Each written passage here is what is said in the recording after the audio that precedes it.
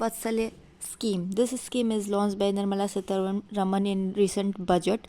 According to this scheme, NPS, which means National Pension Scheme.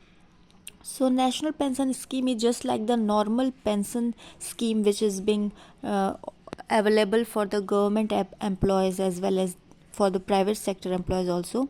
So in this scheme the government employee जो होते हैं अपने कार्यकाल में पैसे देते हैं जो बाद में after the retirement they will receive the money in the form of pension.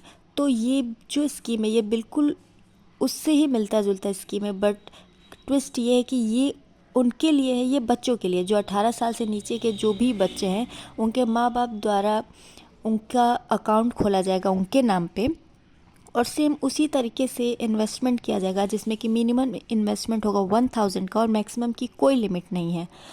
और इस स्कीम को आप कहीं से भी चालू करा सकते, किसी भी बैंक में जाके, पोस्ट ऑफिस में जाके, या फिर पेंशन बैंक के जो ऑफिसेज होते हैं, या फिर आप खुद एनपीएस की वेबसाइट पे जाके खुद रजिस्ट्रेशन करके आप इस स्कीम का लाभ ले सकते हैं. और ये अंडर में आता है pension fund regulatory and development authority के अंदर में. तो इस स्कीम में कुछ ऐसा है कि 18 साल तक पेरेंट्स जो है करते रहेंगे इन्वेस्टमेंट जैसे नॉर्मल पेंशन में चीज़ें होती हैं. एंड आफ्टर 18 ईयर जो बच्चा है वो उसका होल्डर हो जाएगा, टेक ओवर कर लेगा इसका. और वहाँ पे अगर उसके एजुकेशन में या फिर हेल्थ किसी भी कंडीशन में अगर पेरेंट्स को पैसे निकालने हैं तो वो सिर्फ 20% ही पैसे निकाल सकते हैं और 80% उन्हें एन्युटी में डालना होगा, यानी कि पेंशन में. तो ये कुछ नियम कानून है और बाकी जब वो बच्चा 60 साल का हो जाएगा तो पेंशन के रूप में पैसे उसे मिलेंगे.